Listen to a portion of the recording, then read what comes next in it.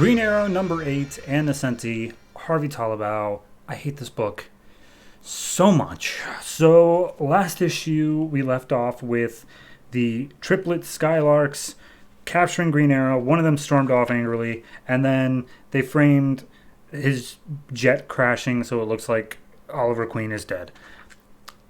None of that matters. None of it matters. None of it matters because this issue picks up some indeterminate amount of time later where he's running through some like Arctic wasteland that's like all black and it has like cyber wolves chasing after him and there's just no explanation and he doesn't have any arrows for whatever reason, so he kicks them. And then we see the Skylark who got pissy earlier being attacked by who she calls Daddy, so I guess it's her father, saying, "How dare you help Green Arrow escape?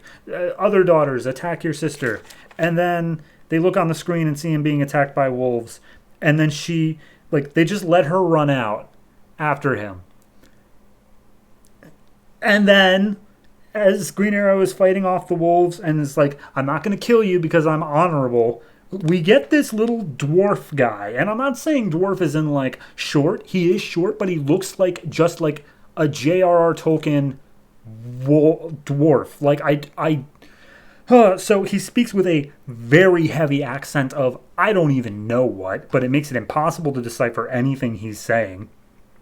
All that gold rutting and gas fracking and fungus and tar sand and drilling killing the planet Yar. That's a speech bubble. What does it mean? I don't know. Regardless, the last Skylark comes up on a sleigh pulled by cybernetic reindeer, and they kiss and they say, "Okay, we gotta go." And this guy's not coming with. So here we go. And we're going to go meet Daddy because he was impressed with how you fought or something like that. And Green Arrow's like, "I don't trust you." And she's like, "Well, you're going to freeze out here." And he's like, "Good point. Let's go." So they make their way back to the big, bulky, and he's just like all white hair, and he's huge, and he looks like a Neanderthal. But they're talking on the way, and they're just flirting constantly. And then finally he gets back and he talks to the guy. He's like, "Oh, here's your arrows back. Sorry, I needed you to prove your worth. I'm impressed at you. Sleep here tonight, and then we will talk in the morning." So then apparently Skylark and Ollie bone again. And then just some indeterminate amount of time later, he's waking her up in Green Arrow gear, and they go and check out this lab that Lear is the name of Daddy, if I haven't said that already. And Lear does all of these animal testing, and apparently his whole thing is that there's a dead zone building outside, and that's what all that black ice area was, and like nothing can live there. So he's genetically modifying some creatures so that they can live there. But of course that's messing with the natural order or something. So Green Arrow doesn't like it. And then the dwarf guy is there. Meanwhile, cut to Q Corps, and apparently it's a whole big thing that stretches over like 2 or 3 pages here of, "Oh, Oliver, we're calling off the search, so he's dead, so therefore Emerson takes control of the company. But if he does something to harm Oliver while he's still alive, Emerson will give up his claim to the Q Corps. So if Oliver is really still alive, then we should just let Emerson do his thing because it'll cause Ollie harm." And I don't... So anyway, then there's a giant polar bear, cybernetic polar bear, and then Lear doesn't like the Green Arrow was busting into his lab late at night, so he unleashes the polar bear on him.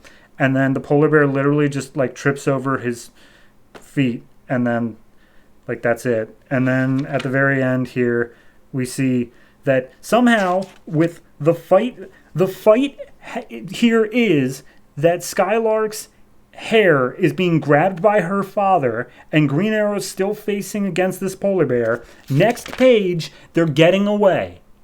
They are leaving. And the Skylarks are like, "Oh, Daddy, why did you just let them go?" And he's like, "I know what I'm doing. Stop asking questions." And that's it. And at the very end, apparently some crows are circling a rock, and that Green Arrow thinks that's worth having a look. I hate this book so much. Like, what I just said for the past 5 minutes was nonsense. And I was taking out all of the useless bits here. None of that made any goddamn sense. Like, it wasn't even just like the last issue was just over the top of like, oh, look at him getting flirty with triplets just over and over and over and over again. Fine, whatever. But this didn't even have a plot. This was just a collection of panels that I feel like every time I flipped the page, I missed an entire issue.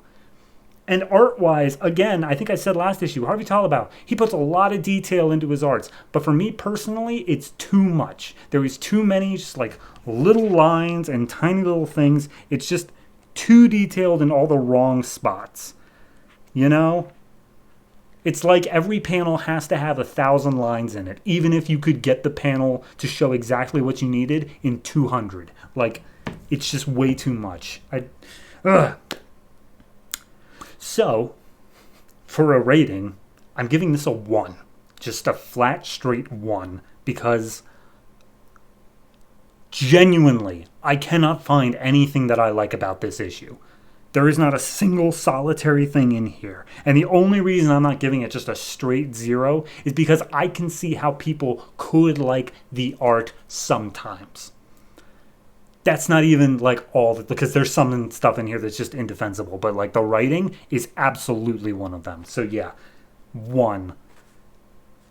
And she does the whole trade. We're on issue 2 of this trade, and she does the whole thing. And I just, oh, God help me.